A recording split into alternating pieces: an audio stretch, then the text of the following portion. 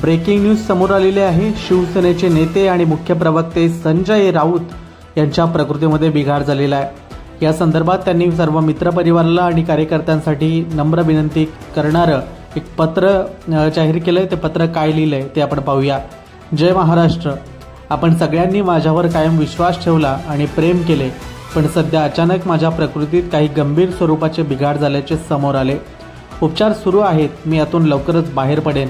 वैद्यकीय सल्ल्यानुसार मला बाहेर जाणे आणि गर्दीत मिसळणे यावर निर्बंध घालण्यात आले आहेत। त्यास नाईलाज आहे। मला खात्री आहे मी ठणठणीत बरा होऊन साधारण नवीन वर्षात आपल्या भेटी जाईन। आपले प्रेम आणि आशीर्वाद असेच राहू द्या।